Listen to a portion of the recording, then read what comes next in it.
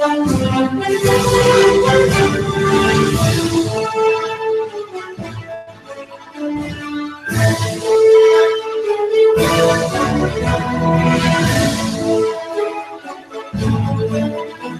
listening to AM 1240 and 92.7 FM, Clutch with Keon Rose, here on Nooga Radio and NoogaRadio.com. And we're going to get to training camp this coming week here in the SEC. It's going to be coming up very shortly, and so I've got some stories here for you, some things that you might want to think about. Also, Colin Kaepernick, I wouldn't say he's back in the news, but there has been a rash, I would say an epidemic is probably the better word, of quarterback injuries in the NFL. And one imagines that if Colin Kaepernick cannot get a job in this climate where Cam Newton is injured, where Joe Flacco is injured, where Andrew Luck is injured, you might have to consider the prospect that Colin Kaepernick might be blackballed in a lot of ways from the NFL, which is something that I didn't want to say or acknowledge or admit, because I don't think so necessarily. There's a lot of things working against Colin Kaepernick. I think Colin Kaepernick wants a starting job. I don't think that there's anybody out there willing to offer him a starting job. In fairness, because he didn't play well as a starter. There's this idea as well that Colin Kaepernick is outside of his protest, that Colin Kaepernick is he's not very malleable as a player, right? His specific skill set, the things that he is good at, they're not necessarily great for every football team. There are some teams that want to be more traditional and drop back. You're starting to see Cam Newton prepare himself. Sports Illustrated had a great article yesterday on reprogramming Cam Newton. They're trying to turn Cam Newton into more of a drop back passer, right? He's lost a lot of weight in that aspect, that we're not going to use him so much as a runner anymore. Otherwise, we're going to beat up our franchise quarterback. Marcus Mariota dropping weight, wanting to be more of a drop back passer. So you're seeing it happen around the NFL where guys are starting to move away from the read option and using your quarterback as a runner, because it puts the quarterback at too much risk. And Cam Newton was getting beat up last year. And the Ravens don't even use Flacco as a runner. But I think that people are going to want Colin Kaepernick to fit into that same mold if he is to be on somebody's team, right? I don't want my backup quarterback to be wildly different from my starting quarterback, because I don't want everybody else to have to adjust to him. And then if the starter gets healthy and then he comes back and we've got to readjust, it logistically is a nightmare. And all of those things are working against Colin. And I see that. But there is a certain level of blackballing that's happening here in terms of the guys that have gotten jobs already. Some of these people are not any good, okay? And we can just straight up say that. And at the very least, they're not better than Kaepernick, right? Some of these guys are straight up not better than Colin Kaepernick. And I don't know what we expect out of some of them.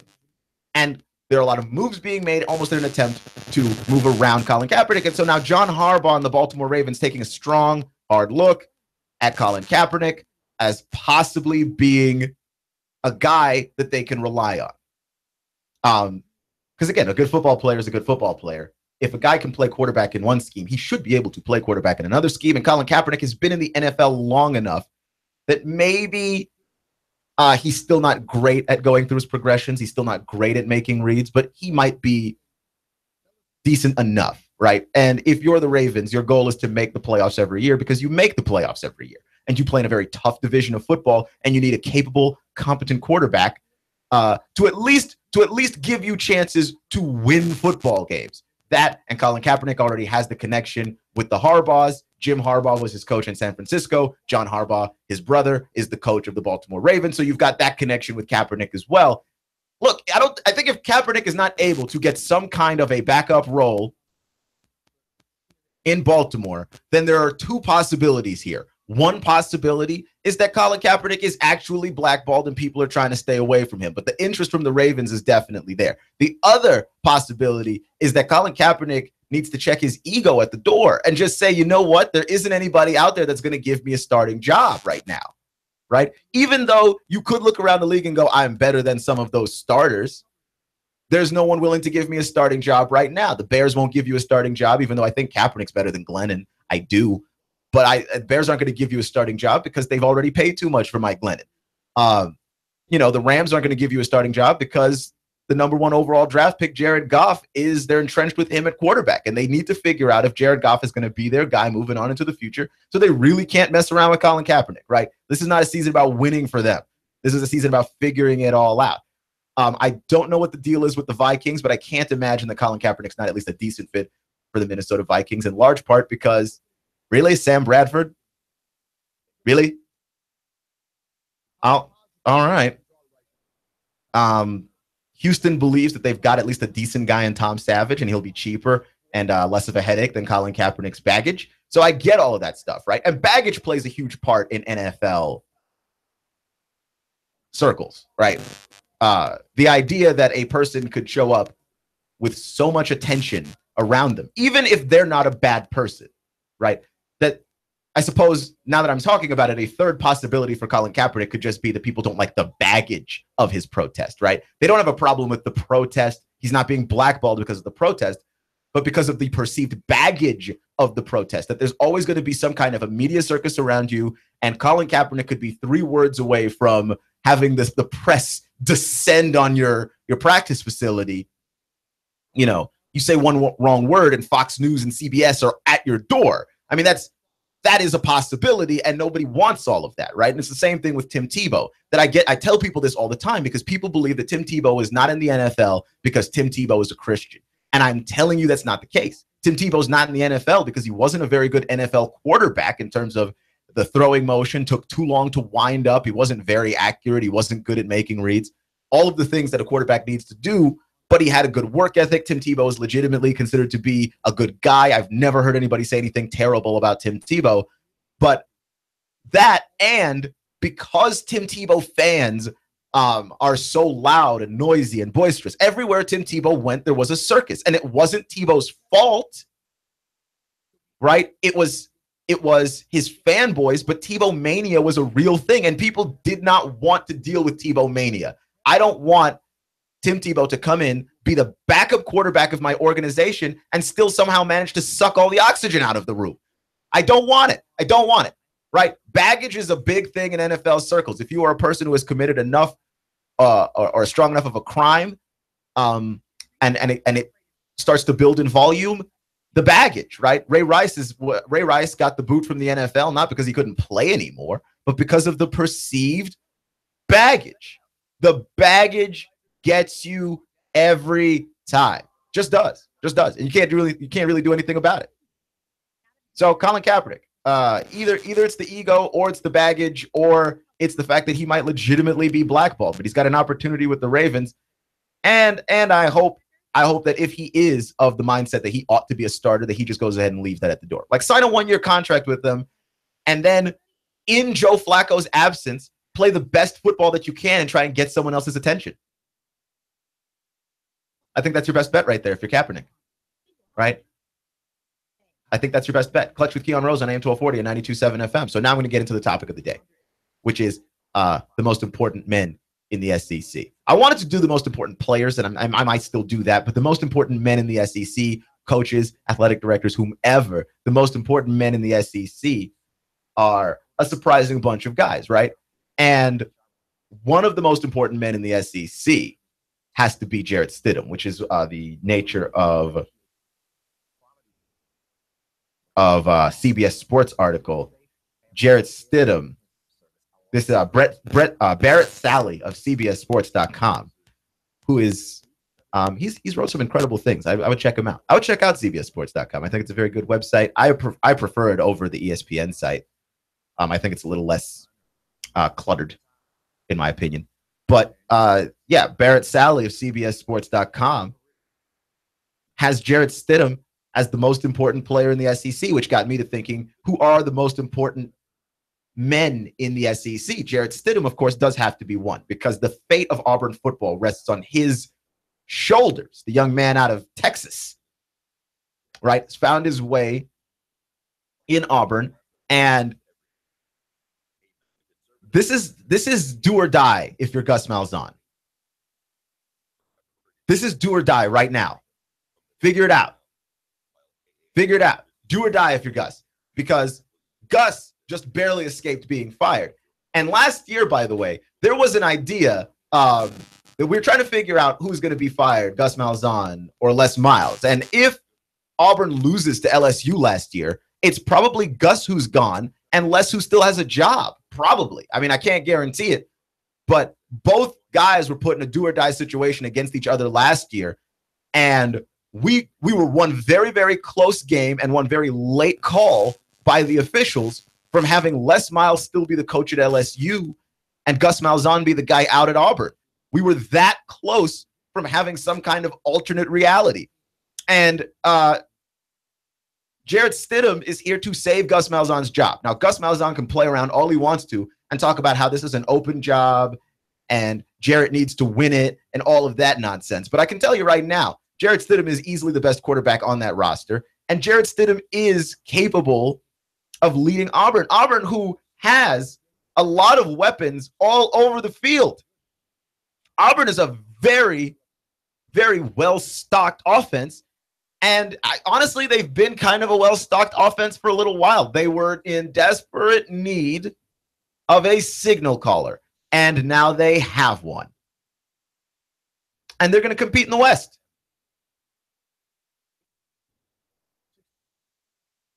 They're going to compete in the West. My issue with their ability to compete in the West, and let's take a look here at the Auburn schedule, is merely what do you do about Alabama and LSU? Because I feel like LSU is going to be good enough to give Auburn a run for their money. You play Alabama at the end of the season, and your schedule is not necessarily a cakewalk, right? You open the season against Georgia Southern, so you ought to win that game. But you play Clemson, which is going to be an interesting game to see how it is that Clemson moves on in the post Deshaun Watson era. Then you play Mercer, which is a winnable game, obviously. Play Missouri, which is another winnable game. But then you move on to Miss State, Ole Miss, LSU, Arkansas, right? So the Miss State game, Dan Mullen, that's always a tough team to play. Nick Fitzgerald's going to be tough, and I feel like that's going to be a fun game. That's going to be one of the highlighted games of the year. Ole Miss is an interesting game more because we want to see how much is Ole Miss going to struggle. Auburn really ought to beat Mississippi. LSU, again, sneaky tough game. I know nobody believes in Danny Etling, but that's a tough defense to score on. And Danny Etling is a good, solid game manager. He's not going to win LSU any games, but Danny Etling doesn't make bad mistakes either. I mean, go back and watch that guy from last year. He is an absolutely boring quarterback in every way. There is no thrill with Danny Etling. There are no highs, but I'll tell you what, a positive about him is that there aren't any real lows either. Danny Etling keeps your football team on course, and with Matt Canada leading the charge, I feel like this offense has a potential to be possibly more dynamic than people are giving it credit for. And then Arkansas, you play against Brett Bielema, you play in Fayetteville, which, by the way, they play LSU and Arkansas on the road, which I don't like for Auburn. You play Arkansas in Fayetteville. Austin Allen, he's the truth. And I know Auburn's got a pretty solid defense this year, but that guy's tough. That Austin Allen kid is tough. And he lights up everybody. So Auburn's got a pretty decently tough schedule. And they're going to need to ride Jarrett Stidham to some kind of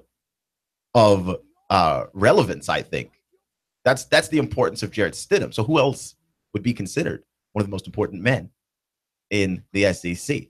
I have a name for you, a name that I think everybody is probably familiar with now, because who could not be familiar with this name? It's a great name. Rock Gullickson. Rock Gullickson, the strength and conditioning coach at Tennessee, which, first off, you could not possibly, if your name is Rock Gullickson, right, outside of adult films, what else could your job be besides strength and conditioning coach, right? I mean, there's this three possible jobs if your name is Rock Gullickson. You are an adult film actor. You are a bodybuilder. you are a pro wrestler, or you are a strength and conditioning coach. Those are your options if you are Rock Gullickson, right? I know I said 3, but then I came up with pro wrestler in my head halfway through the list. But yeah, if you're Rock Gullickson, those are the jobs that you were always going to have, right? The moment your parents decided to name you Rock, those were your jobs. And Tennessee, I think the strength and conditioning thing is a highly underrated aspect, because I imagine if Tennessee really, really believed in their strength and conditioning coaches last year, those people would still be here. But why would you fire all of those people? Oh, yeah, Tennessee was injured all season long. And that's, I mean, not to take any blame away from Butch Jones, because he is deserving of some blame because Tennessee was still in a position to win against Vandy. And I thought they should have beaten Vandy. I think that's probably one of the more egregious losses I've ever seen in my entire life. But the South Carolina one's pretty bad too. Not to take anything away from Butch Jones in terms of sharing out blame, which he is certainly deserving of, especially, and he knows he's deserving of blame because after the Vandy game, Butch went hiding. Butch spent, 3-4 minutes at the podium and then bolted like a criminal on the run, right? Like an outlaw on the lamp. That's what he did. So he knows he's wrong. But that being said, Tennessee was injured all year long. Look, that's going to fall down on your trainers. That's going to fall down on your strength and conditioning people.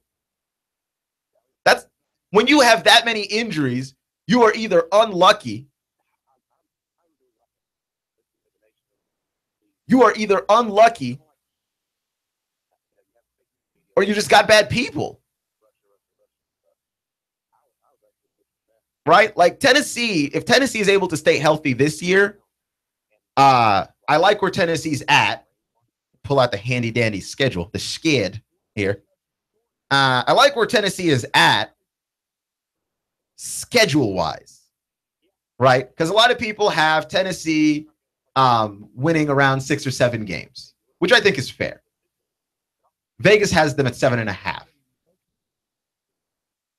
Vegas has them at 7.5, which means Vegas thinks that Tennessee could win 7 or 8 and would rather force you to choose so you can bet something stupid.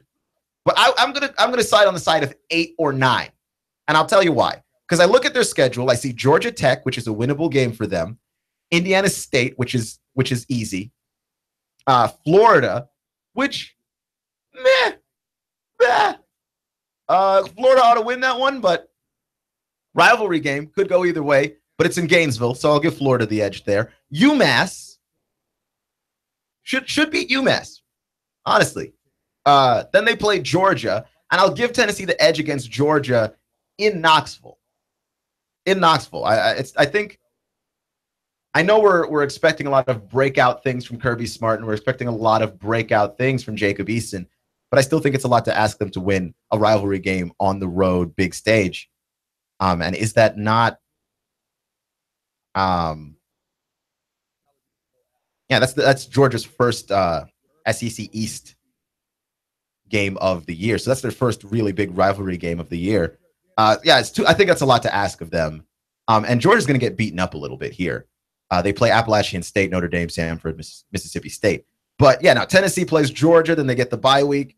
Then they play South Carolina, which they can win that game because I still think that South Carolina's defense has a little bit of a ways to go before it gets to Will Muschamp standards. Alabama, which is probably a loss. Kentucky, which they can win. Southern Miss, which they can win. Missouri, which they can win. LSU, which they probably lose. And then Vanderbilt at home in Knoxville, which they probably win, right? So there's enough there to say 8 or 9 games for Tennessee.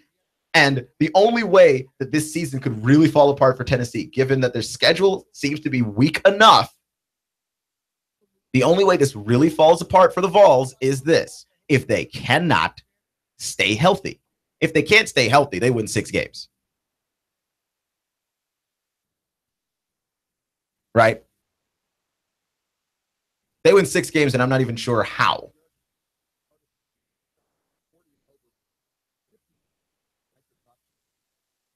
If they can stay healthy, they possibly win 8, maybe 9, in my opinion. And they're a better football team, and they're a deeper football team than they are being given credit for. And that is the hugely important part right there.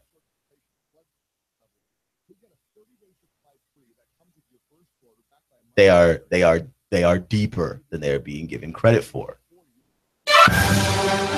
Clutch with Keon Rose on AM 1240 and 92.7 FM. So there's a little bit more bad PR from Ole Miss. And Hugh Freeze, I'm not going to guarantee whether or not he gets another job, but there's a new skill that Hugh Freeze needs to get. In fact, it's a new skill that everybody needs to get. We'll talk about it in a second. Clutch with Keon Rose.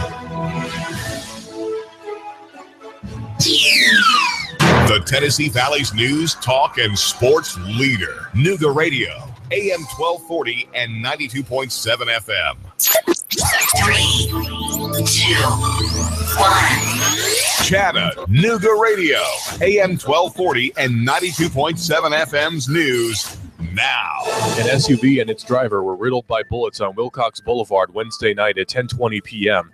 The police have identified the shooting victim as 39-year-old Desmond Clay. Clay was rushed to the hospital where he died of his injuries. Officers are analyzing the crash scene to find who's responsible. A UTC employee, 32-year-old Jason Harville, has been arrested by police, and he's been accused of stealing $2,500 from a JCPenney store at the mall between June 2016 and July of this year. A store employee told police that he confessed to the crime and signed a written confession that he had committed the thefts. 28-year-old Titus LeBron, an inmate at Silverdale, is accused of sexually assaulting his cellmate, exclaiming that he looked like famous singer Nicki Minaj. The cellmate had previously asked for a transfer from that cell. LeBron has been charged with aggravated assault and sexual battery. Russell Stroud, Nooga Radio News, now. In-depth traffic, news, and information. Mornings on Nooga Radio, AM 1240 and 92.7 FM. Expect partly cloudy, warm, and muggy weather out there through your nighttime lows, only near 75. For Friday, clouds with scattered showers and thunderstorms marching in from the north and west. Not as hot, highs into the lower 80s with drier, pleasant, and less humid weather for the weekend. Tired of the pressures and hassles of car shopping? Come see what more people are making the short drive to Jackson Chevrolet Buick GMC in Lafayette or online at jacksongm.com. That's Jackson Chevy Buick GMC in Lafayette. And I'm Sourcine 12 Chief Meteorologist Patrick Orr on Nooga Radio AM 1240 and 92.7 FM. Hi, this is Eric Pelton. Taxes, accounting, business advice. I've got a neat brochure, 12 ways to improve your business profits. Come on by for a free consultation and we'll give you a copy. E.J. Pelton Company, 332-3339.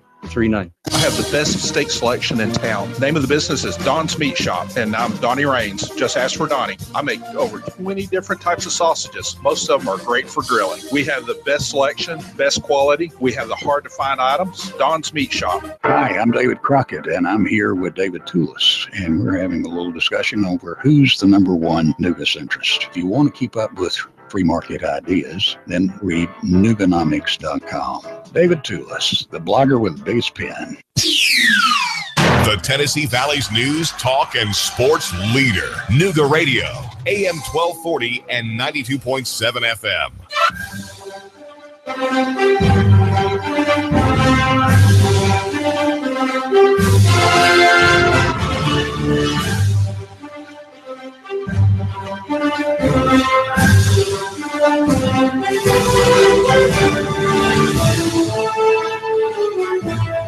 You're listening to AM 1240 and 92.7 FM. Clutch with Keon Rose. That's the show, Nooga Radio. That's the station. NoogaRadio.com is our website where you can get access to all of our social media. You can listen to our radio station from there. You can listen to our radio station from our Facebook page. We have a radio plugin. I don't know anybody else that has a radio plugin, but in fairness, I have not checked. I'm just saying. If the other guys had it, they'd talk about it. That's my opinion on the issue. So the Big Ten Network, home of Michigan football and Ohio State football, you know, all the football that's good, but that we don't care about down here, really. They have done a very nice and interesting thing because they tend to be on the forefront of these things. They have bundled their network with Hulu and with YouTube TV, which I think is incredibly intelligent. I can't think of a smarter thing. Can the SEC network get in on this same action, right? Because the Big Ten Network is bundled in with television providers as well, but being able to stream online, people are starting to cut the cord. Look, I hate to break the news to TV people. I know a lot of TV people in this town. They're very good people. But TV is a dying industry. Not that radio is full of life as it once was either, but TV seems to be like intentionally being cut out of people's lives. People probably do stream stuff on their phones, but I think it's easier for radio to go mobile, for radio to be able to adapt to people wanting to listen to stuff on their own time. I think it's easier for radio to do this than for TV to do this.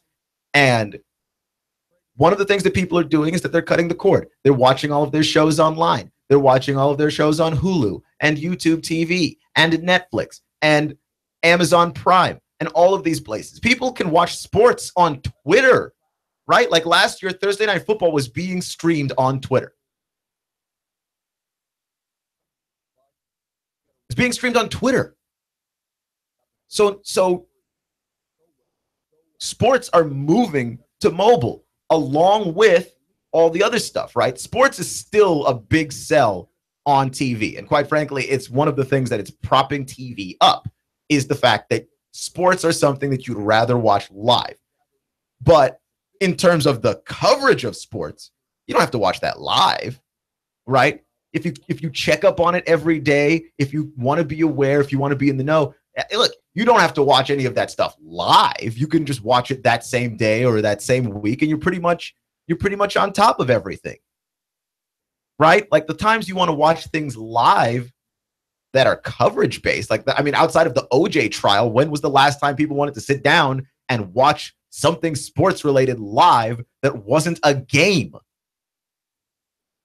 Right? All the reaction and analysis doesn't have to be listened to live. Even this show on this station doesn't have to be listened to live. We stream our stuff on YouTube. We put our stuff on Facebook. You can go back and find it. The podcast that's usually on this show or on this station, Two Millennials Talk, which I host with our news director, Russell Stroud, after this show, which I won't be doing today because he has a family emergency to handle. But that show is a podcast. You can go to Apple Podcasts or Stitcher Radio or wherever it is that you get your podcast from and find the podcast. So there are many different ways that we found, because we understand that this talking stuff, this analysis stuff, is not something that people need to sit down and do live. So why are people going to be paying DirecTV and Comcast and all of these other networks for live sports coverage that does not have to be viewed live? Right? And look, Nielsen's behind the curve. There's no way that the ratings companies are doing a very good job of tracking all of this stuff. But I think you want to be out in front of it, right? And if you are a network like the Big Ten Network or the Big 12 Network or the SEC Network, right, there's no reason for you to necessarily have to sell ratings like you would have to if you were Fox Sports or NBC Sports. Like you don't have to as much, right? So all of these shows, all of these bundles, all of these packages, to get your school's or your conference's network out there, all of these things can be done on streaming services. And I think people are willing to pay for that. I would pay for that, right? It's cheaper. It's cheaper than I buy DirecTV, and now I have to pay for all this stuff I don't want. Now, presumably, if you have DirecTV and you live in a household, that's not a bad deal for you, right? But I just watch sports. So I'm watching the 4-letter. I'm watching Fox Sports, Fox Sports 1. I'm watching the Golf Channel. I watch MLB Network. I watch all the channels about sports. And I don't watch anything else. I don't want HGTV. No, thank you. Fine, but not fine. Like, I don't want it. I don't watch it. There's nothing on that channel that I want to see. I don't watch TBS, right? It's nice to have it during the NCAA tournament, but the other 360 whatever days of the year, I'm not interested in TBS. Just not at all interested. It doesn't do anything for me. It doesn't move the needle. All the news channels, you can stream those online. You can stream CNN. You can stream CBS. So why am I paying for a bundle for all of these things? Right? I can stream Fox News online. Why am I paying for it? Like, I don't know. And if you are a network and you want to be distributing media and you want to be distributing all of this stuff, then the thing that you most need to do is get out in front of a lot of this stuff and start getting your network in the places where people can access it as they want to, as they need to. And I can get a bundle that includes the SEC network because I pay for that on Hulu. And I don't want to pay for anything on Hulu. Hulu has pretty good TV shows that I like. I don't know. I pay for Amazon Prime. That's my one thing that I pay for, where I've got shows that I watch. So I'm not necessarily hell-bent on paying for Hulu, but if you put sports coverage on it, I would consider it. I would consider a bundle that involved that, where I could watch live sports coverage and I could watch, the different SEC shows that I want to whenever I feel like it. Like, that to me seems to make sense for me being a guy and all I do is watch sports. And it would be cheaper than cable. And I wouldn't be trapped, right? Like, you have a cable provider, like you have Comcast, you're kind of trapped. We're lucky down here we have EPB, but like you're typically trapped, right? I used to live in San Antonio. You either had Time Warner or you didn't have anything. A lot of these are monopolies. So you kind of are stuck whether or not they have good service. But if you have just an internet provider, if you don't think that Hulu's doing you the best service, giving you the best package for the best rates, you can move over to YouTube TV. And by the way, the Big Ten Network, here's something really awesome that I think that they've also done.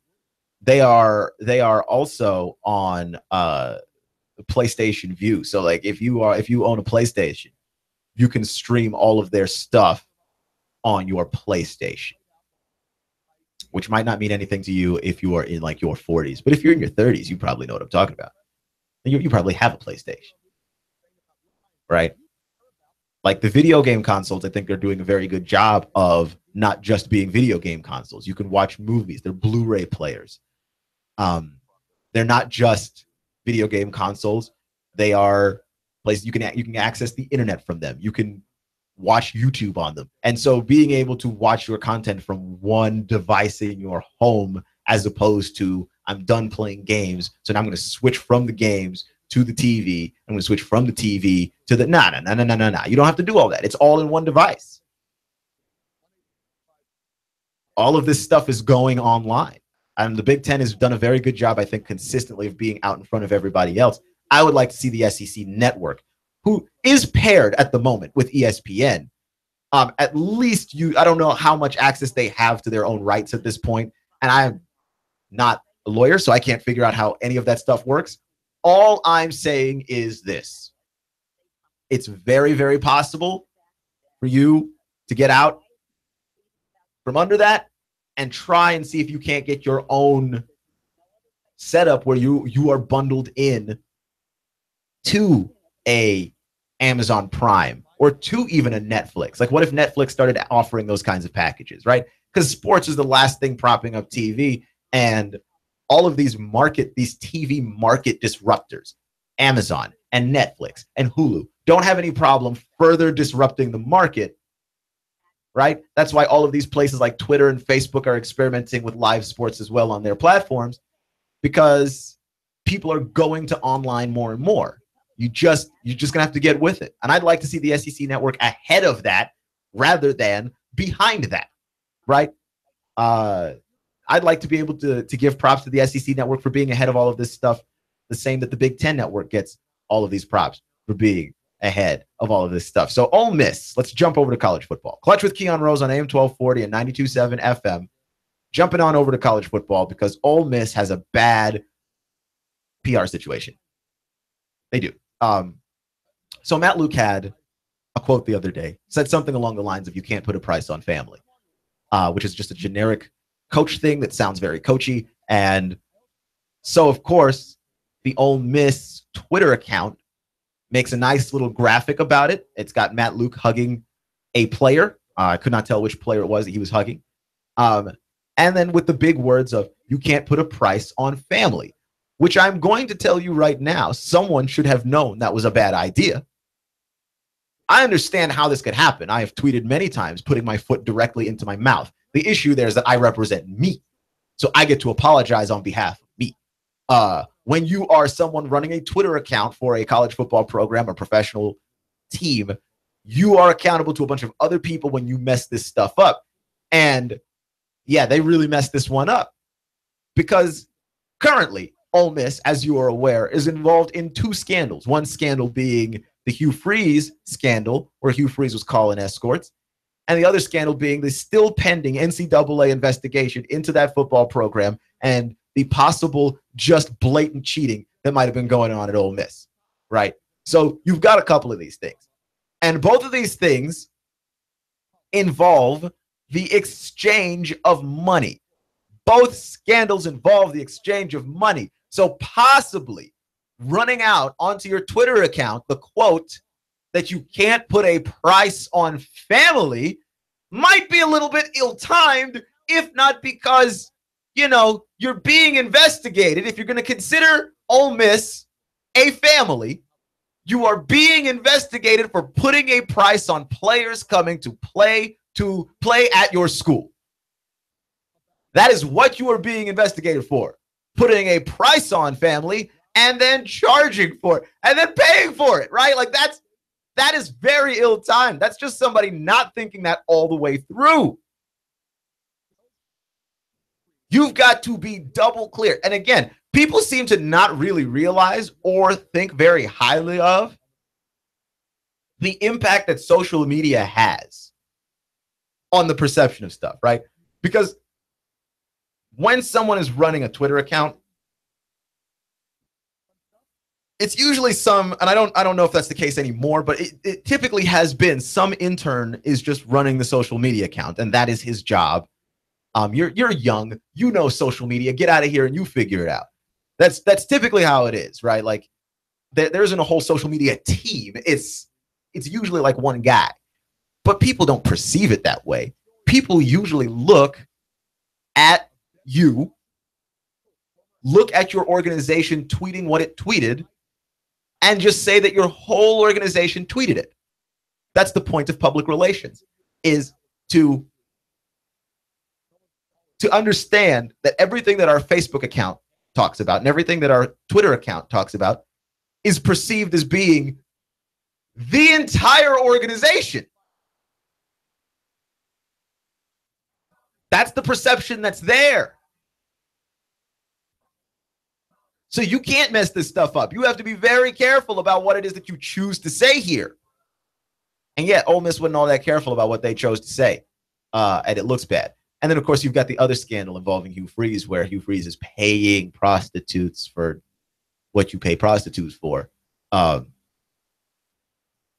the fact that you can't put a price on family is a little bit ironic there. You actually very much can, which is part of the problem, right? You very much can put a price on family. So yeah, that kind of backfired poorly. That backfired very, very, very, very, very poorly. So that's the first bit of depressing Ole Miss news for today. The second bit of depressing Ole Miss news for the day is that Hugh Freeze, and we talked a little bit about it yesterday. He talked to USA Today, and he talked more about God, and how God is with him through difficult times. He talked about how good his family has been sticking with him through this difficult time, and all of those things are true, and none of those things are wrong. But the reason why I have trouble believing that Hugh Freeze is able to have that sort of redemption story and find another job somewhere else, which he very much might be able to, right? Because, I mean, people deserve second chances. I'm big on giving people second chances, but you don't get what you deserve in life. Sometimes you get what you simply have the leverage to negotiate, and you get what people perceive of you, right? For instance, Steph Curry deserves to be paid more money. But in order for his team to be as good as it is, for a while he's taken less money, right? Or his ankles were destroyed early in his career. And so, he didn't have the leverage to negotiate more money, even though he was a player that was worthy of it all along. So you've got something like that. You've got a situation with Colin Kaepernick, where Colin Kaepernick can't find a team. And a lot of it is just the perception of the guy. I think Colin Kaepernick deserves to be on a football team. He's committed no crimes. He hasn't hurt anybody. I think he deserves to be on a football team, but you don't get what you deserve in life. Right? Like, we talk about these things like athletes and people are owed stuff. Like, you don't get what you deserve in life. And Hugh Freeze, I think, eventually, once he's far enough removed from this scandal, ought to deserve a second chance.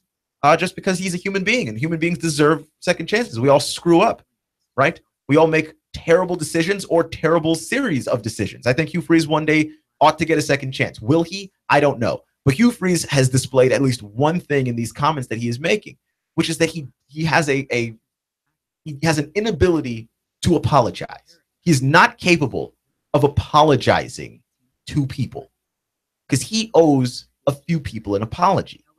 I think he owes his players an apology for allowing them to think that they were coming into a clean and free situation when they were not. I think he owes Houston Nutt an apology for pushing stories, pushing a narrative onto Houston Nutt that he was this giant NCAA rule breaker, right? When a lot of those violations that he said were Houston's were his. I think he owes that guy an apology. And the fact that when he came out and spoke, he said everything but sorry tells me that Hugh Freeze is not capable of apologizing. And maybe one day down the road he will apologize. But at this particular juncture, he's not capable of giving you a cogent apology, which is a little bit worrisome. That he can't give you just a realistic apology. Just an I'm sorry. And I think that might hurt him later on when he's trying to come back from this. Right? Because I've heard a lot of media members want apologies from guys who have messed up before. I tell this story all the time. When Tiger Woods first got into his marital situation with his wife, and he came out and he apologized for a lot of things. And it was a scripted apology, and it didn't feel very sincere. But I was listening to Fox Sports. I think Mark Kriegel was with them at the time. I have no idea where he is now. But he was saying, he thought Mark Kriegel was saying, with all the entitlement on earth, well, that apology wasn't very good for me. I expected a little bit more from the apology. And I'm like, no, he's not apologizing to you. He doesn't owe you an apology. He didn't wrong you, right? Hugh Freeze didn't wrong me. I'm not saying that Hugh Freeze owes an apology to me. I'm saying Hugh Freeze would do himself a better service in life and getting hired in the future if he can show some kind of propensity to apologize, cop to what he did, and move on. You're listening to AM 1240 and 92.7 FM, Clutch with Keon Rose. Next.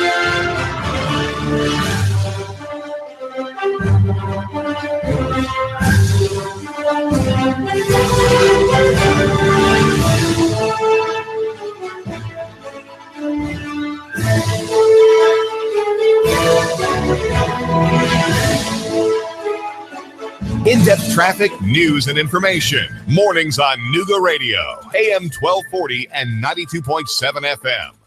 Essential oils are an overlooked benefit. They're a remedy for allergies, sinuses, headaches, and sleep problems. Aches and pains? Let me help you live a better life. Hi, Loretta Lynn here. It's a free consult. Call me today. Look, I'll even give you a free bottle of essential oil. 423-605-4719. Loretta Lynn's Essential Oils. They've been around for thousands of years. They can even be an alternative to pesticides in your garden. Call today. That's 423-605-4719 and take control of your health. Hi, this is Eric Pelton. Taxes, accounting, business advice. I've got a neat brochure, 12 ways to improve your business profits. Come on by for a free consultation and we'll give you a copy.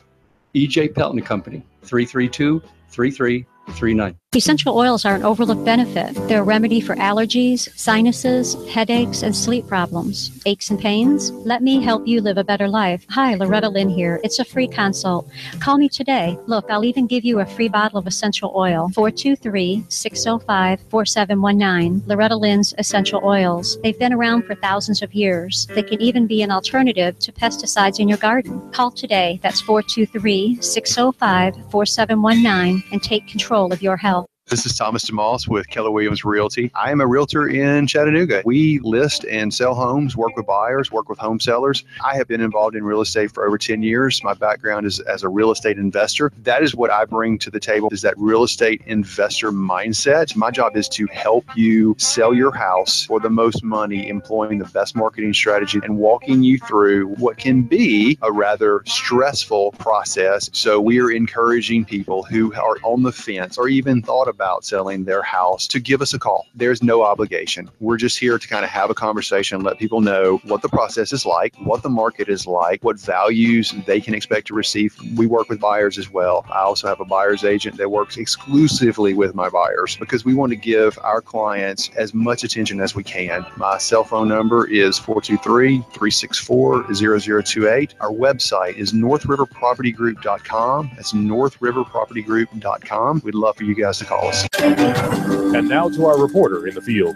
We asked Ray at Ray's Plumbing what's important for homeowners to know. Some field line systems can cost upwards of $10,000. The bottom line is to save yourself money down the road. I would definitely recommend everybody with a septic that is not on county or city sewer to have an inspection done by a qualified professional. It'd be great if nobody did inspections on them for all plumbing companies. That's what we do to make a living. Not to scare anyone, but it should be in the back of your mind. The danger is the field lines failing and costing thousands upon thousands of dollars and tearing your yard up. By preventative maintenance, you're saving yourself a large headache that may displace yourself and your family. That happens more often than you think. The waste is designed to stay in the tank, and that waste will build up over time. Even with treatment, we have to help that waste break down. Ultimately, preventative maintenance is the key that will keep you from spending $5,000 to $10,000 on replacing your septic system. The bottom line is to save yourself money down the road.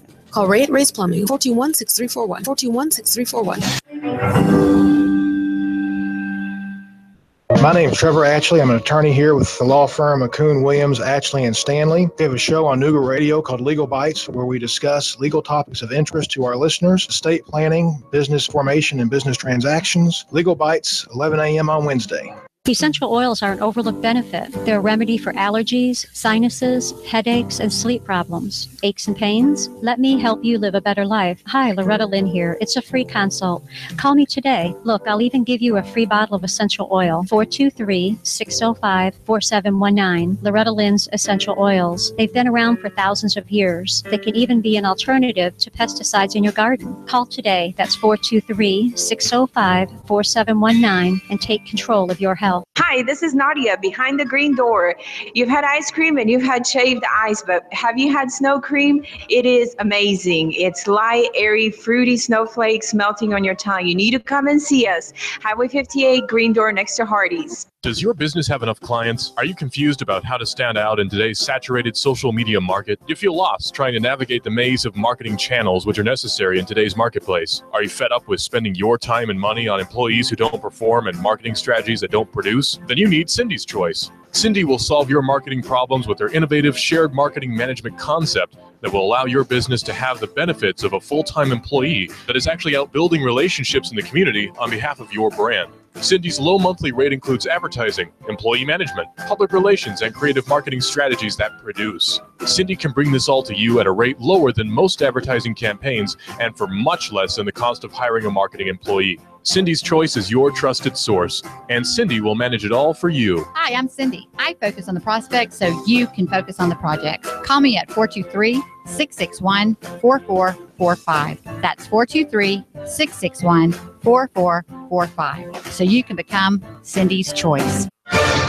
Nooga Radio, AM 1240 and 92.7 FM knows your opinion is important. So call 800-8949. Agree or disagree? Call 423-800-8949. 800-8949. Nooga Radio, AM 1240, 92.7 FM, and 95.3 HD4. News, talk, sports. Nooga Radio. Charge! Get back there, you dang Yankee! Great horny toads, I'm up north. Gotta burn my boots, they touched Yankee soil. Lay down your arms and step forward, Yankee! What's the hassle, schmassel? My orders from General Lee is to hold the Macy-Dixie line, and no Yankees are crossing it. The Tennessee Valley's news, talk, and sports leader. Nooga Radio, AM 1240 and 92.7 FM.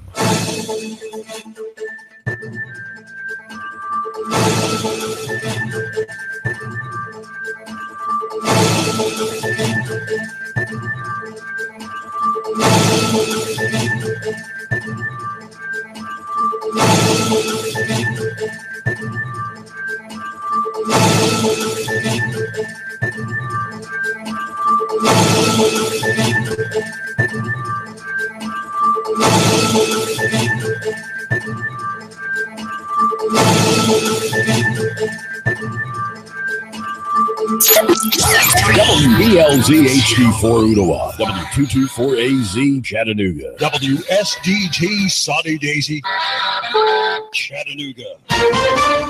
Calling out the president who's been pressuring his attorney general. If Jeff Sessions is fired, there will be holy hell to pay.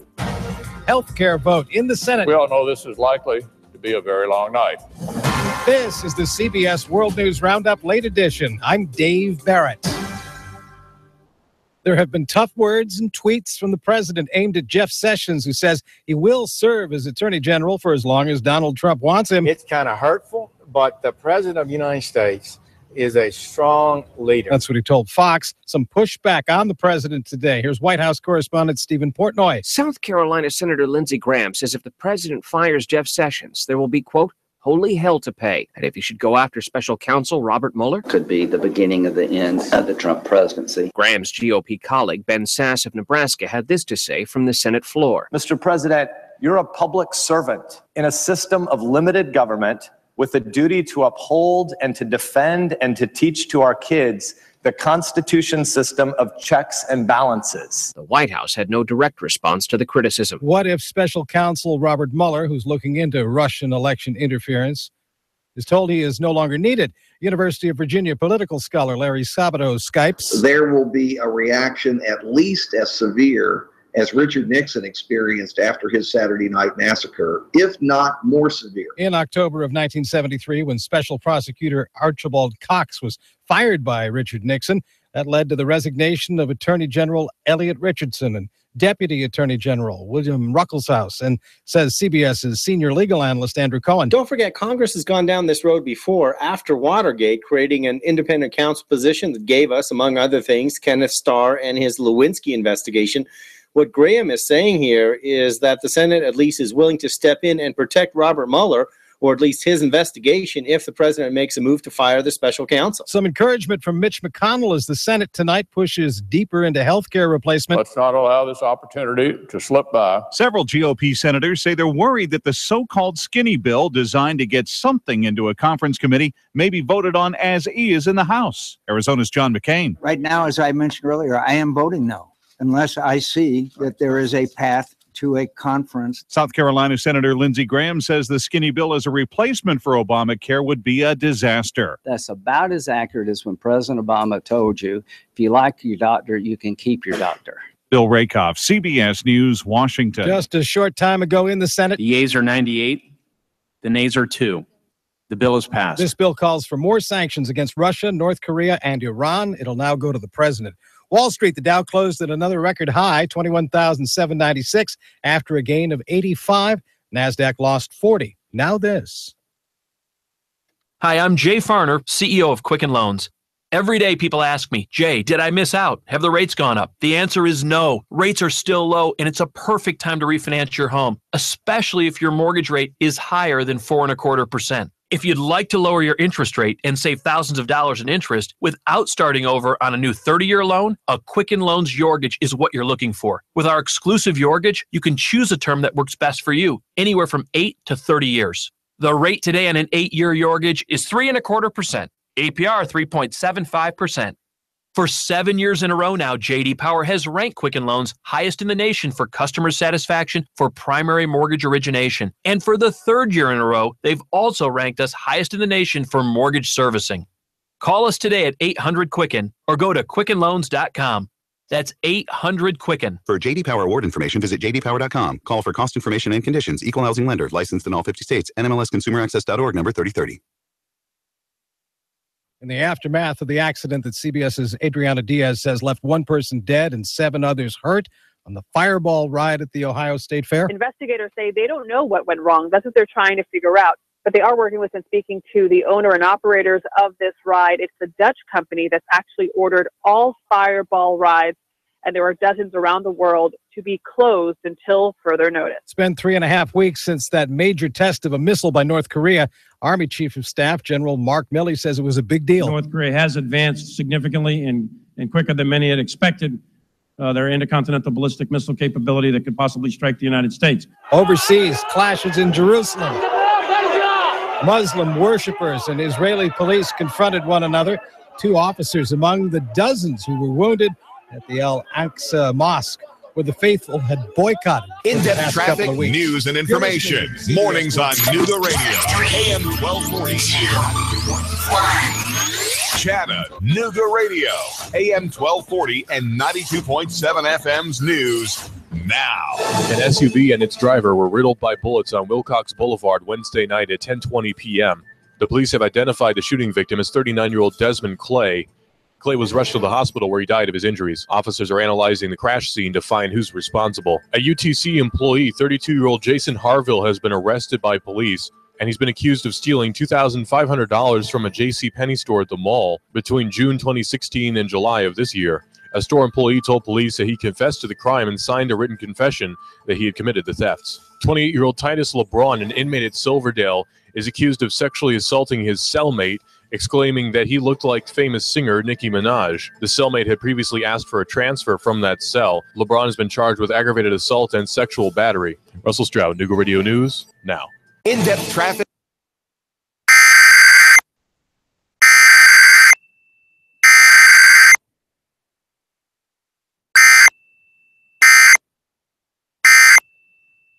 Friday, clouds with scattered showers and thunderstorms marching in from the north and west. Not as hot highs into the lower 80s with drier, pleasant, and less humid weather for the weekend. Tired of the pressures and hassles of car shopping? Come see what more people are making the short drive to Jackson Chevrolet Buick GMC in Lafayette or online at jacksongm.com. That's Jackson Chevy Buick GMC in Lafayette. And I'm Sourcine 12 Chief Meteorologist Pat Report on Nooga Radio AM 1240 and 92.7 FM.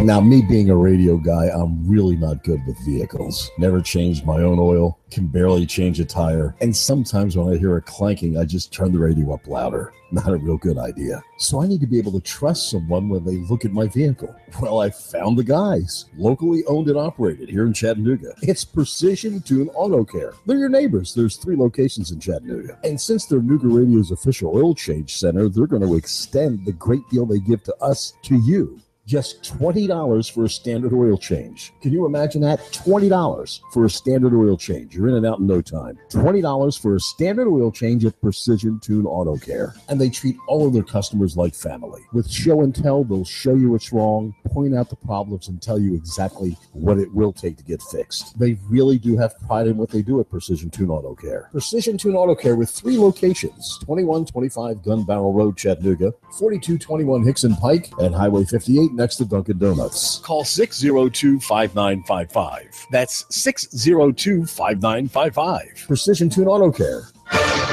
Nooga Radio, AM 1240 and 92.7 FM knows your opinion is important. So call 800-8949. Agree or disagree. Call 423-800-8949. 800-8949. Nooga Radio, AM 1240, 92.7 FM, and 95.3 HD4. News, talk, sports. Nooga Radio.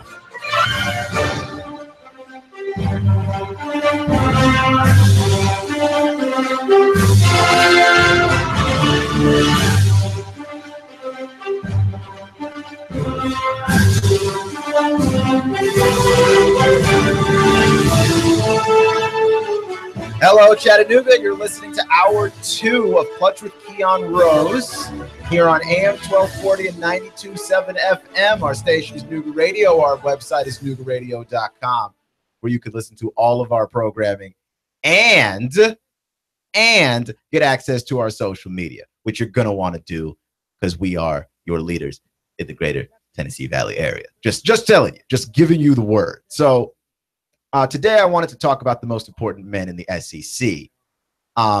Last segment, I talked about Jarrett Stidham, who is one of the most important guys in the SEC.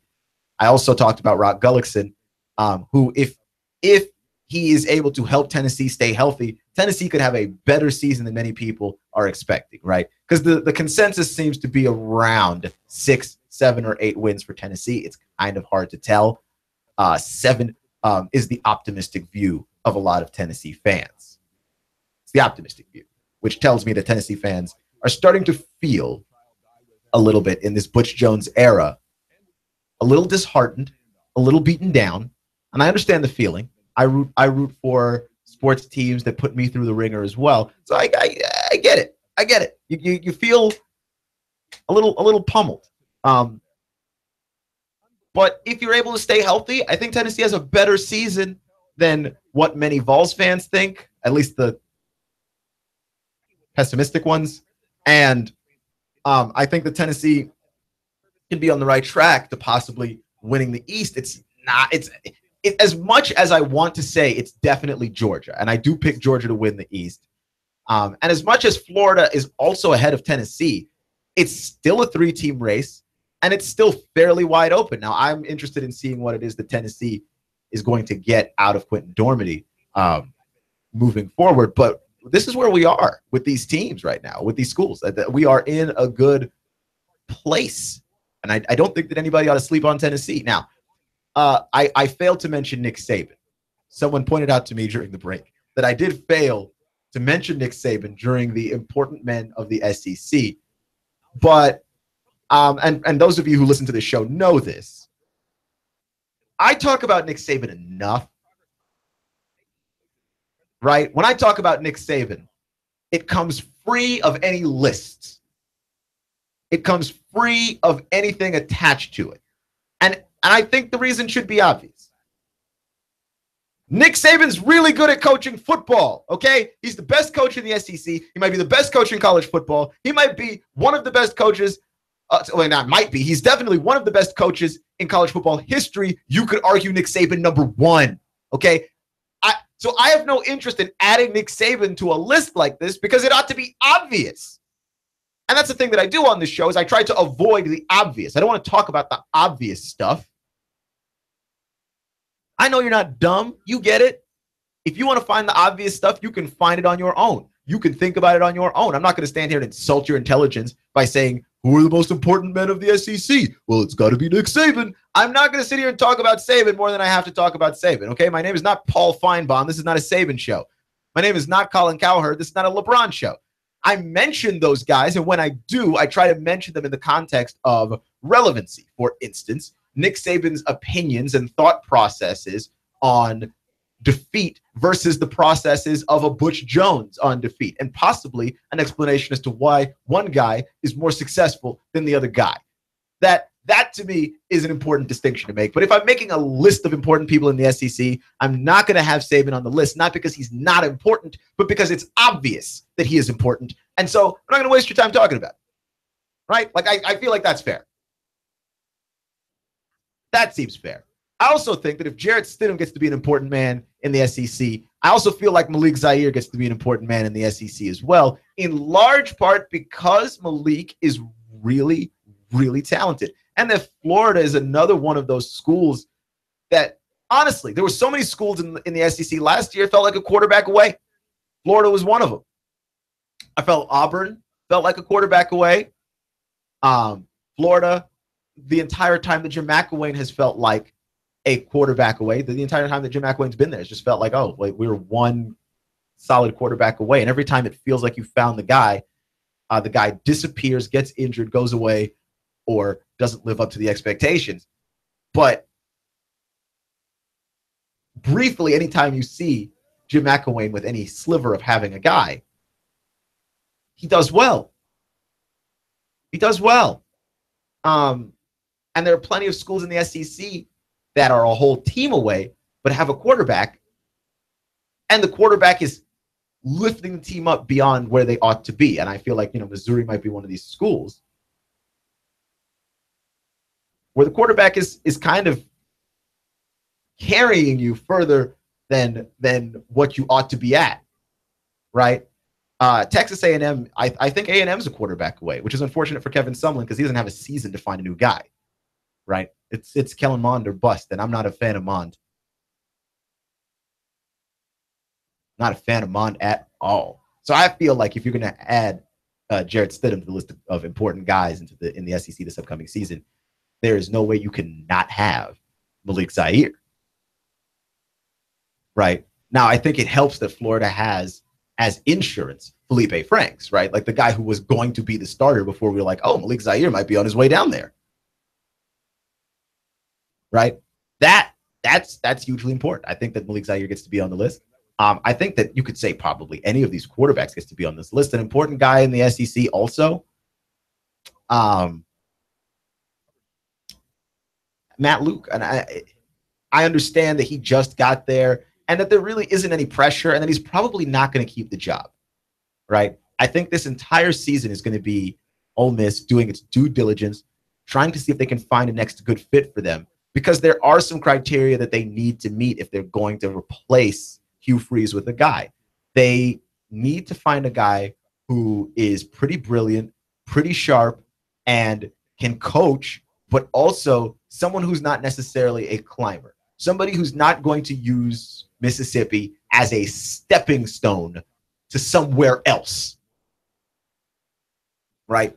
Because whoever shows up is going to have to try and guide you through these infractions, guide you through these sanctions, and then kind of be there for the long term, right? And this is a premier, or at least, no, I would say not a premier, because I think the recency of which Ole Miss has been a good football team, it's still pretty fresh, but it's a pretty high-level SEC coaching job in a tough conference. You're going to need somebody there that's going to be there for like 5, 6, 7 years. That's what you're going to want.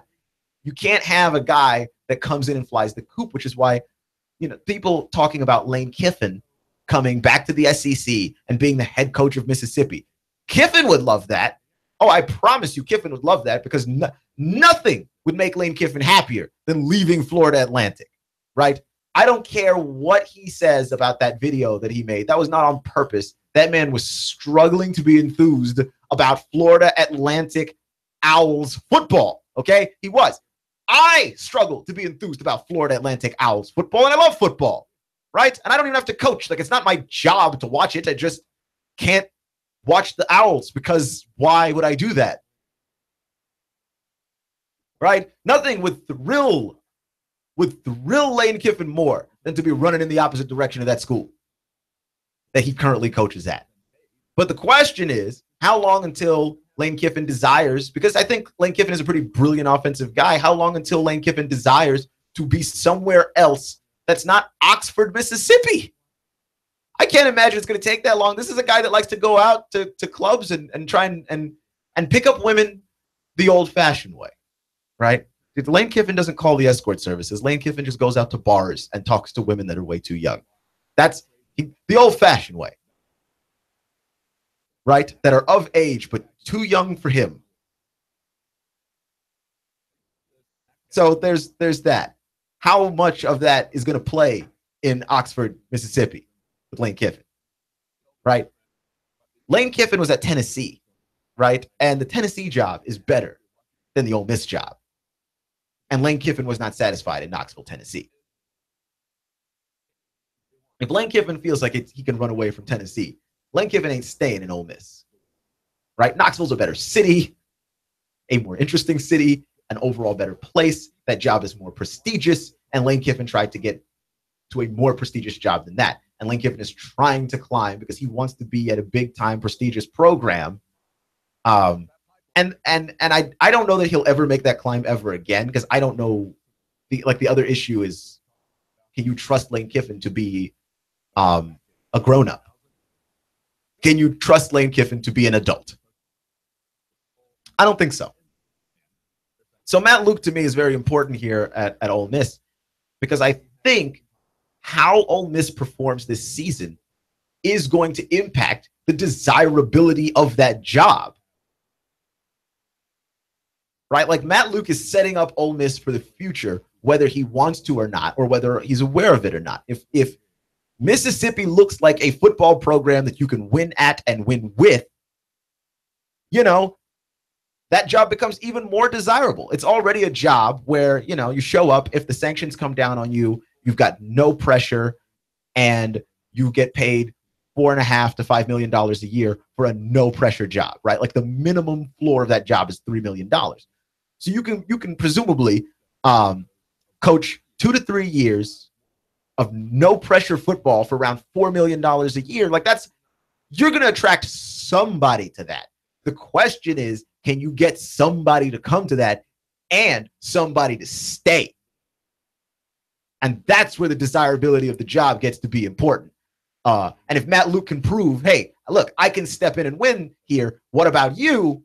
Then that makes that job more desirable. Because I actually have an opinion, which is that unless Matt Luke goes supernova and coaches some incredibly winning football at a rate we've never seen before, then understandably,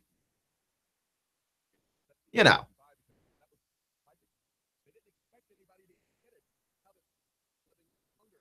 gonna get. He's not gonna get re-upped. It's not gonna be an Ed Orgeron situation. Also, Matt Luke doesn't seem like he has that personality, right? Like, Ed Orgeron was like, "I'm keeping this job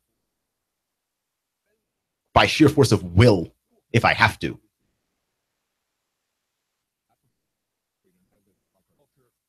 Right? Nothing is separating me from this job. So yeah, Matt Luke, surprisingly, one of the important men of the SEC, because he's determining the entire future, really, of Ole Miss, whether he realizes it or not.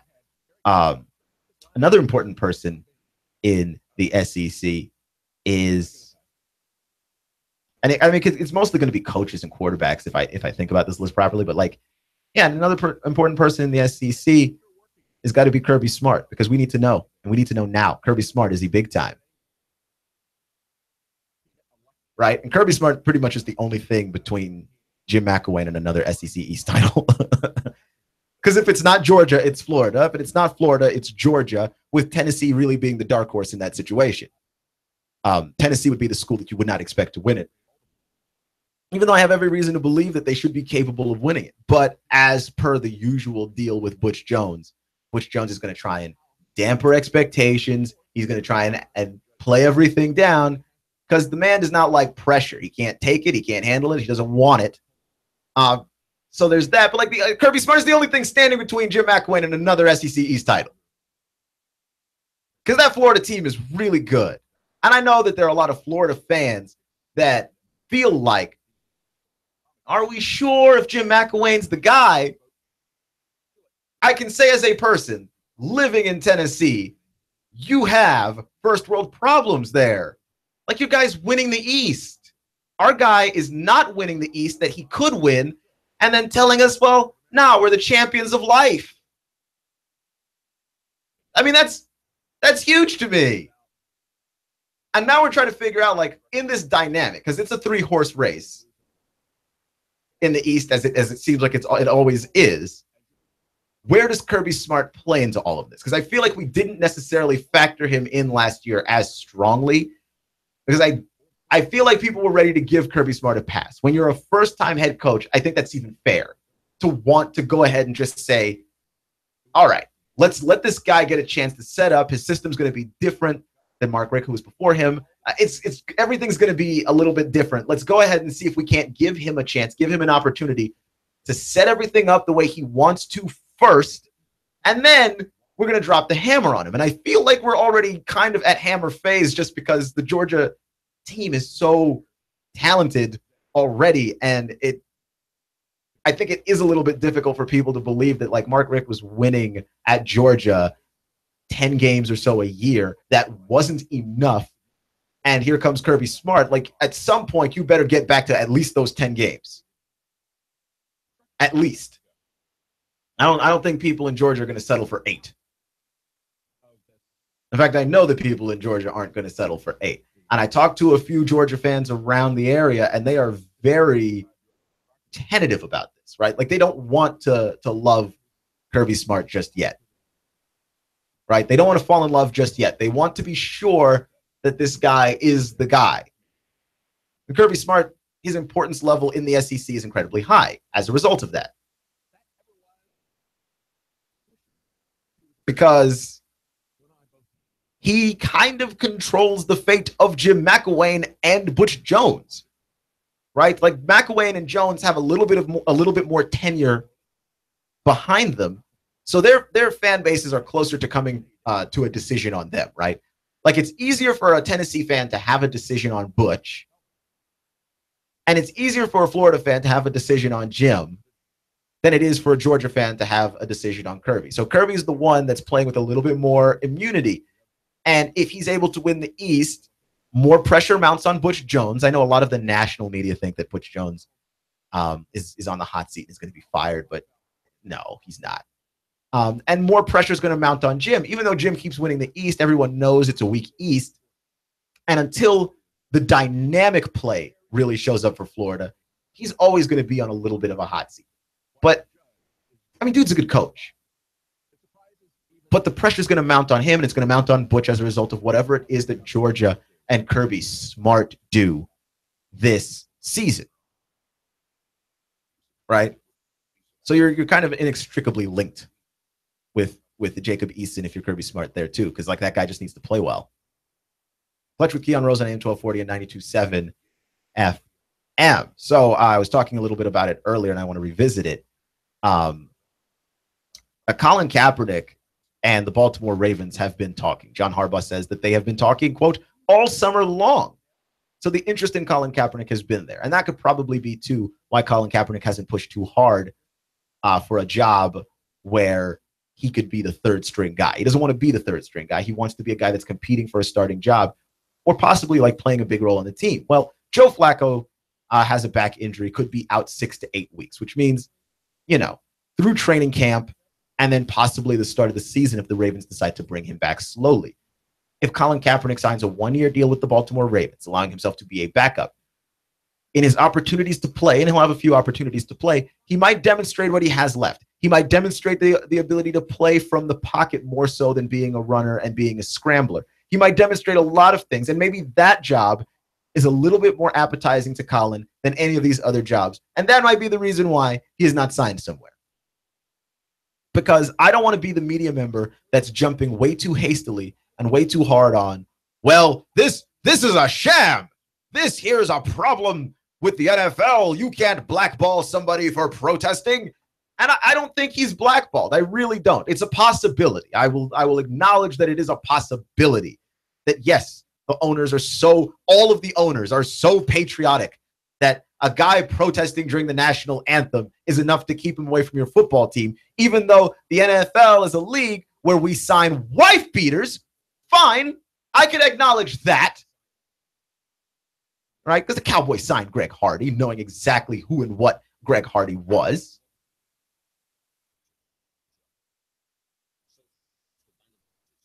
So I don't want to hear the morality clause be played up too high on this one. But I will acknowledge that that is a possibility.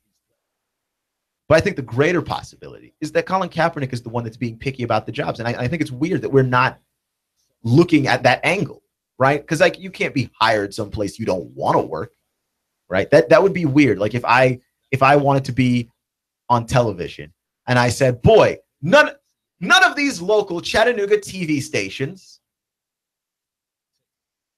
none of them want to hire me. Ain't that strange? None of these local Chattanooga TV stations want me. How bizarre. If I've never applied for the job, or if I said, you know what, I want to be an anchor. I don't want to be a reporter. I don't want to go out and do field. I want to be an anchor. I want to sit at the desk. I want to be the person with a lot of screen time. That's what I want. Yeah, I can make those demands, but then those jobs might not be available for me. Just might not, like the most video experience that I have had is YouTube. Like that might not be the best deal for me. Like, why are we not thinking about the possibility that Colin Kaepernick here might be the one being picked? Clutch with Keon Rose on AM 1240 and 92.7 FM.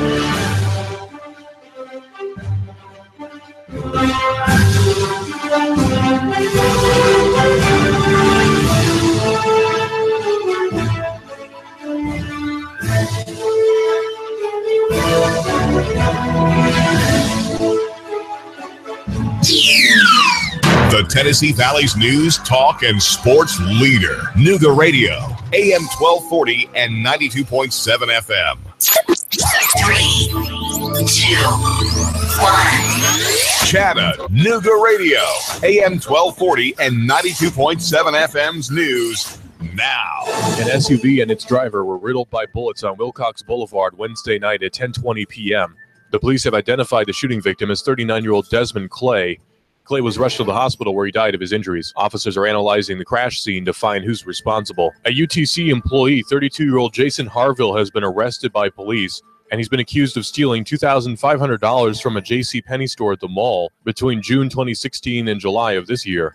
A store employee told police that he confessed to the crime and signed a written confession that he had committed the thefts. 28-year-old Titus LeBron, an inmate at Silverdale, is accused of sexually assaulting his cellmate, exclaiming that he looked like famous singer Nicki Minaj. The cellmate had previously asked for a transfer from that cell. LeBron has been charged with aggravated assault and sexual battery. Russell Stroud, Nooga Radio News, now.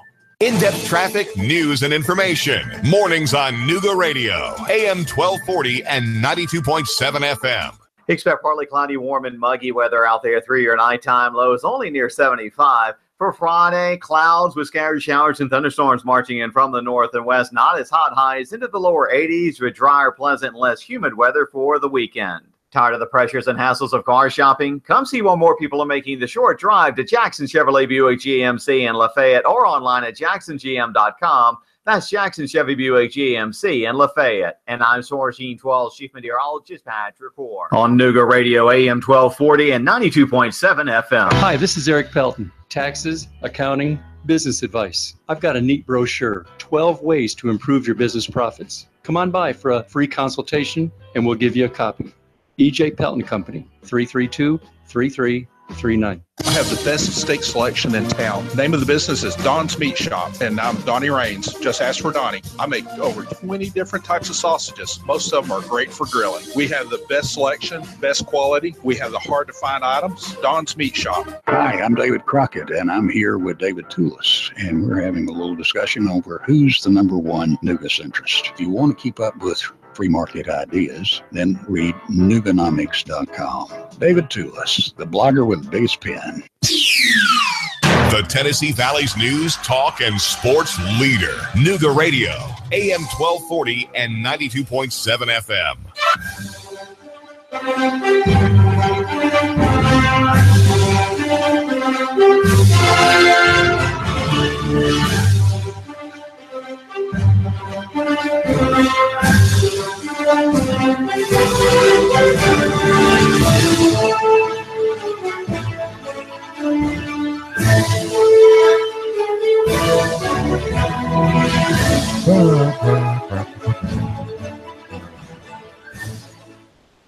I think Tennessee might have the easiest schedule in the SEC. You're listening to Clutch with Keon Rose on AM 1240 and 92.7 FM. I could be wrong about that. Let's take a look at it. But I think Tennessee's got the easiest schedule in the SEC. Every time I look at it, I'm like, the reason why I think Tennessee's got a decent chance to do some things is because they have a simpler schedule, right? Like there are some people out there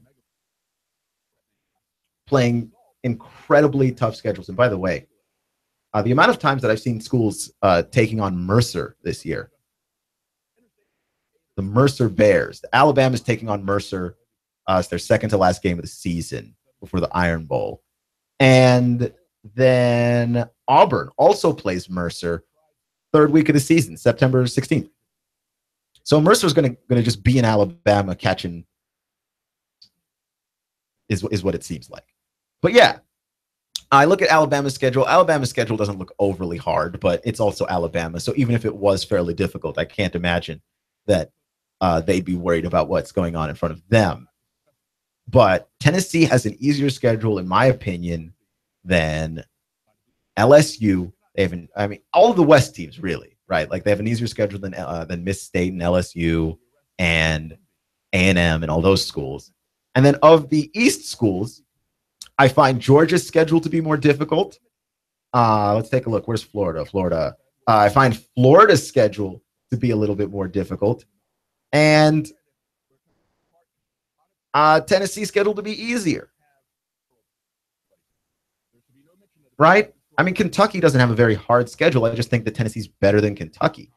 But no, Kentucky, actually, no, I lied. Kentucky has the easiest schedule in the SEC East, though. Right? Kentucky has a slightly easier schedule than Tennessee. So here's Tennessee's schedule and why I think they have a pretty easy schedule. Georgia Tech, which is not going to be a cakewalk, but it's going to be a good victory if they win it. But I think it's not the toughest game that they could have played there either. Indiana State, Florida, UMass, Georgia, South Carolina, Alabama, Kentucky, Southern Miss, Missouri, LSU, Vandy. Right? So I think that they beat Georgia Tech, Indiana State. I think they lose to Florida. They beat UMass. I think they beat Georgia. Bye week, I think they beat South Carolina, lose to Bama, beat Kentucky, Southern Miss, Missouri, lose to LSU, and beat Vanderbilt. So that looks like 9 wins to me. I think they lose. I have them losing LSU, Alabama, and Florida. So that looks like three losses to me. 9-win season. Not counting whatever bowl game they would have to wind up in after that. You know what I mean? That's a pretty decent schedule. And here's the thing with Kentucky. Here's why I like Kentucky's schedule. Kentucky opens with Southern Miss, then they play Eastern Kentucky at home, South Carolina, Florida, Eastern Michigan, Missouri, bye week, Miss State, Tennessee, Ole Miss, Vandy, Georgia, Louisville. Right? So I think they can beat Southern Miss. I think they can beat Eastern Kentucky. I think they can beat South Carolina. They probably lose to Florida, but they can beat Eastern Michigan and Missouri. They get a bye week. They probably lose to Miss State and Tennessee. And then they got Ole Miss, which they can win, Vandy, which they can win, Georgia, which they probably can't beat, and then Louisville, who they waxed last year despite being the underdog. So that's a nice 8-win season there for Kentucky. I mean, and if any of those games, if the Tennessee, Georgia, or Florida game go in Kentucky's favor, that's a 9-win season. Right? And they get to play Florida at home. They get to play Tennessee at home. Right? It's less likely that they'll beat Georgia. They play Georgia on the road. I like where Kentucky's schedule is. It's a nice schedule. Right? Like, this is the year for Kentucky football to capitalize on some stuff and really try and push a stronger narrative of, hey, guys, we might actually be good at football now. Because that one's ripe for the pickings. right? So those are the easiest schedules in the SEC, I think, between Tennessee and Kentucky. I would be incredibly disappointed in both schools if they didn't win at the very least 7 games. They're good enough to. They're good enough to, and their schedules are weak enough. Even though we don't know who Tennessee's quarterback is, I think Tennessee is good enough to win at least 7 games, right? Teams I'm worried about. I'm very much worried about. Let's see if I can find them here. I'm pretty worried about LSU. LSU starts with BYU, which is a neutral game in Houston. Then they play UTC, Miss State, Syracuse, Troy, Florida, Auburn, Ole Miss, Alabama, Arkansas, Tennessee, Texas A&M, and so it's a very SEC back-heavy schedule, right? Like all their conference games are on the back end. I'm not too worried about outside of Miss State, I'm not too worried about early in the season because they're playing 3 out of their first 5 games are Syracuse, Troy, and UTC. Like they just really ought to win those games pretty handily. But it's pretty crazy. It's a pretty crazy schedule because once they start, they go Florida, Auburn, Ole Miss, which they ought to beat Florida, but Florida's in Gainesville, so that's not a guarantee. And then they play Ole Miss in Oxford. Like a lot of their games where you could say they ought to win are road games. A lot of their conference games. Clutch with Keon Rose on AM 1240 and 92.7 FM. So, let's see. So, I have some worry about the NFL this year. Not some worry. I think we're going to see a lot of new faces and a lot of new teams showing up because there's a surprising amount of quarterback injuries going on in the NFL, right? Joe Flacco's got the back injury. Cam's got the shoulder. Luck has the shoulder. Mariota's recovering from some stuff. So you've got a lot of injured people. And we talk about the success of Tom Brady very often because he is the greatest quarterback of at least his generation. The all-time discussion, I think he's won that too already. But there are some holdouts out there. There are some people out there that you can scream until you're blue in the face that Tom Brady is the greatest quarterback of all time. They're just not going to listen to you. But one of the things that makes Tom Brady great is his ability to stay healthy and to stay on the field. And I find it very interesting that we have a slew of superstars, a slew of guys that we consider to be really great quarterbacks, or at least being paid like they're really great quarterbacks. And all of them are hurt, right? Like Flacco is being paid at least like a great quarterback, and Flacco's injured. Cam Newton's injured. Andrew Luck got the big contract, and he's injured. Derek Carr coming off of injury. And I think part of that is a testament to defenses these days just being so powerful the way that they are. But that's a pretty crazy idea.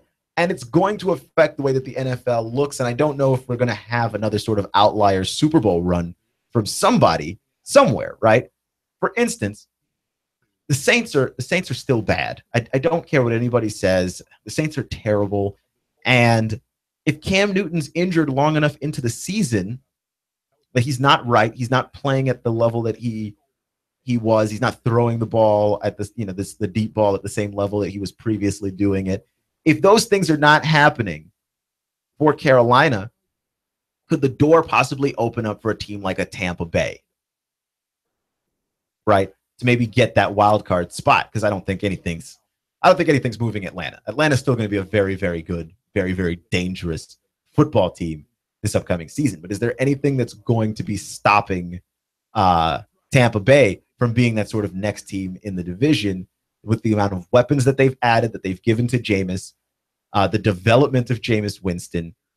I don't see this as an issue necessarily.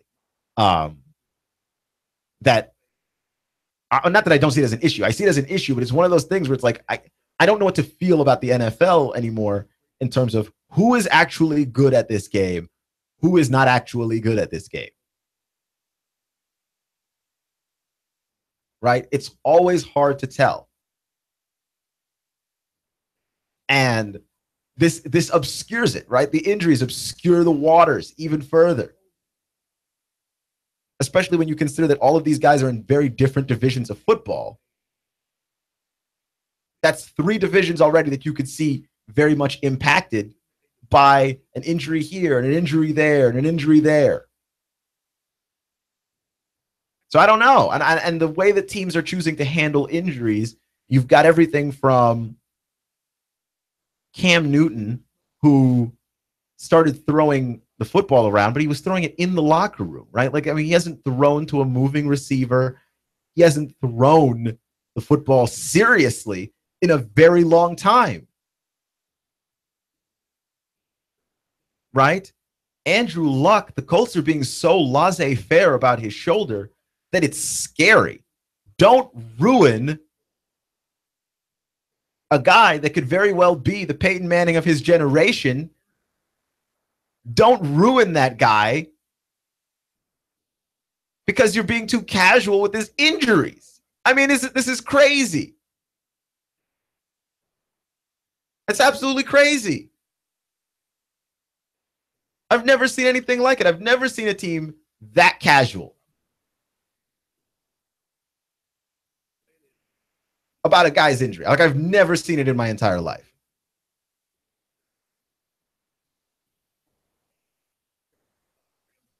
Right? I've never seen it before. Anyway, the reason why I mentioned that too, the reason that the AFC or the NFC South rather could open up for the Buccaneers is that the Buccaneers are going to be on Hard Knocks. And I can't remember the last time that I watched Hard Knocks and then really thought that team's got a chance. And I finally feel like maybe we found this. I feel like we found the team that might actually have a chance, if not because of the Cam Newton injury, because of Jameis Winston. The question here is Hard Knocks. The Tampa Bay Buccaneers are featured on HBO's Hard Knocks. Jameis Winston, by the way, said that he's no match for Jon Snow, which I haven't watched the new season of Game of Thrones yet, so he might be a match for Jon Snow. I'm a little behind. But with that being said, do the Buccaneers actually have a chance? And is this going to be a good season of Hard Knocks? Because I think the storylines are what make this thing interesting, and also having some relatively unknown guys on the team, having some guys that you get to learn about, right? Like, thank goodness it's not the Bengals again, because they keep doing the Bengals so much. Like, I know the Bengals roster. I know the guys that have been on the team and then off the team and then on the team again. We do the Bengals like every 2 years. So this is kind of nice. But are we actually going to have an entertaining Hard Knocks? Last year's Hard Knocks was great because I feel like we all knew how that was going to end. I feel like we all knew that was going to end very poorly for Jeff Fisher and the Rams, and Jeff Fisher declaring things that would later prove to be even more hilarious, like, I don't want to be 8-8 anymore. It was just the gift that continued to give, and it all got chronicled on NFL Films. To me, when a team is bad,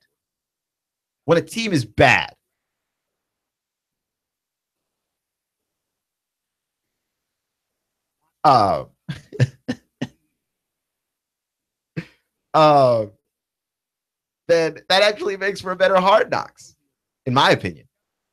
When a team is awful, it makes for a great Hard Knocks.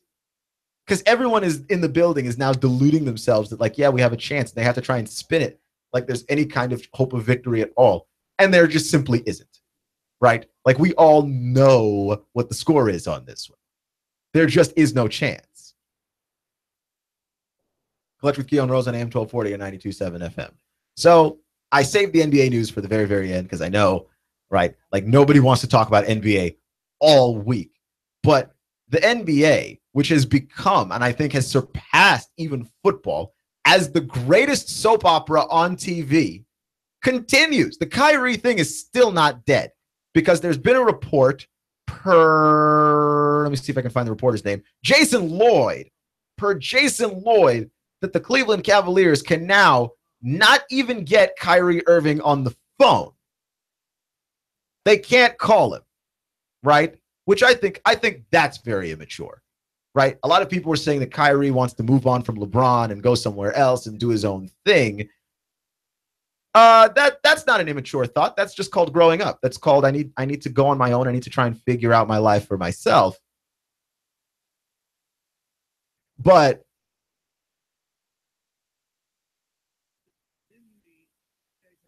yeah, I mean that idea that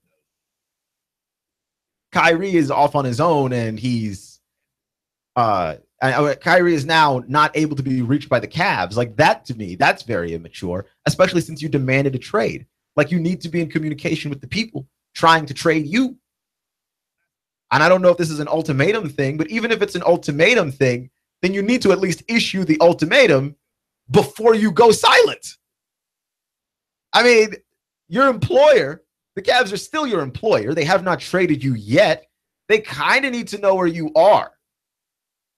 Right? And we knew where Kyrie was previously because Kyrie was doing the shoe stuff over in Asia because that's what everybody does now because everyone's trying to reach out to the Asian market to sell shoes because it's a very untapped market and China's getting richer. So like people are trying to reach out into that market to sell shoes and whatnot. But the fact that Cleveland cannot reach Kyrie Irving is now a new wrinkle in this story, if not because it complicates things. It complicates Cleveland trying to move Kyrie. It complicates the possibility of Cleveland keeping Kyrie, right? Because that still was a possibility where it's just like, yeah, if LeBron and Kyrie really want to, they can get together, hash this thing out, and put it to bed. And there's really not much else that the rest of us can do about it. But this complicates even that possibility. It complicates a lot of possibilities for a lot of people, including Kyrie. And look, it's not like Cleveland's not trying to move him. They've been trying to call the man Melo, right? They've been trying to call Carmelo Anthony to see if they can't get something done with the Knicks, but they can't move Kyrie to the Knicks without Carmelo. Carmelo's got to want to go to Cleveland. And from the sound of it, because Carmelo Anthony is a good enough basketball player to dictate his own terms and has a no trade clause in his contract. From the sounds of it, Carmelo Anthony actually does not want to go to Cleveland. He's a sane guy, right? I don't want to go to Cleveland. No disrespect to Cleveland Sports Radio. I just don't want to be there. I will if I have to, like if you pay me. But my preference would not be, boy, let's go to Cleveland, right? That's not my idea of a great time. And if you're Carmelo Anthony and you spent the last however many years of your life in New York City, and you have to choose between Cleveland and Houston. Look, I've been to Houston. Houston is a bomb city. That's a nice place to be. There's lots of stuff to do. If you like the nightlife, there's definitely stuff there for you to do too. There's nothing there in Cleveland that makes Carmelo Anthony want to go to Cleveland. But it's not for the lack of trying.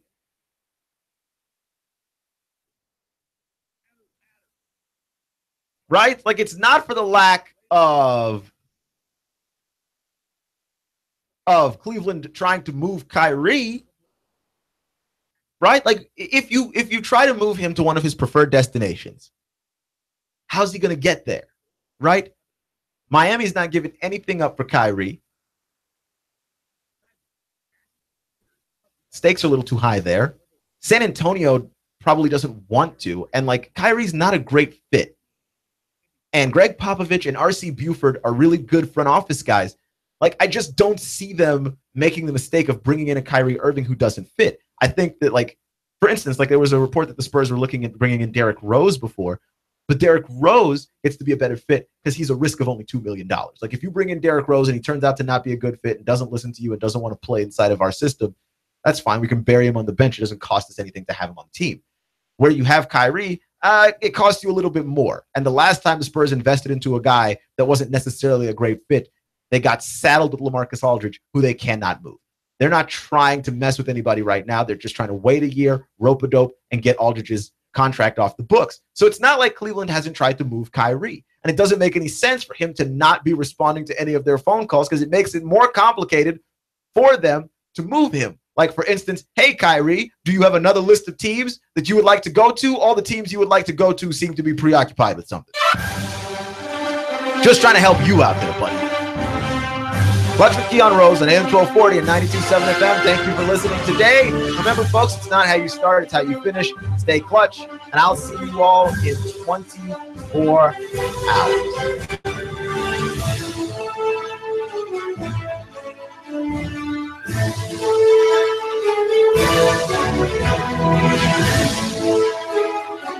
In-depth traffic, news, and information. Mornings on Nooga Radio, AM 1240 and 92.7 FM. Essential oils are an overlooked benefit. They're a remedy for allergies, sinuses, headaches, and sleep problems. Aches and pains? Let me help you live a better life. Hi, Loretta Lynn here. It's a free consult. Call me today. Look, I'll even give you a free bottle of essential oil. 423-605-4719. Loretta Lynn's Essential Oils. They've been around for thousands of years. They can even be an alternative to pesticides in your garden. Call today. That's 423-605-4719 and take control of your health. Hi, this is Eric Pelton. Taxes, accounting, business advice. I've got a neat brochure, 12 ways to improve your business profits. Come on by for a free consultation and we'll give you a copy. E.J. Pelton Company, 332-3339. Essential oils are an overlooked benefit. They're a remedy for allergies, sinuses, headaches, and sleep problems. Aches and pains? Let me help you live a better life. Hi, Loretta Lynn here. It's a free consult. Call me today. Look, I'll even give you a free bottle of essential oil. 423-605-4719. Loretta Lynn's Essential Oils. They've been around for thousands of years. They can even be an alternative to pesticides in your garden. Call today. That's 423-605-4719 and take control of your health. This is Thomas DeMoss with Keller Williams Realty. I am a realtor in Chattanooga. We list and sell homes, work with buyers, work with home sellers. I have been involved in real estate for over 10 years. My background is as a real estate investor. That is what I bring to the table, is that real estate investor mindset. My job is to help you sell your house for the most money, employing the best marketing strategy and walking you through what can be a rather stressful process. So we are encouraging people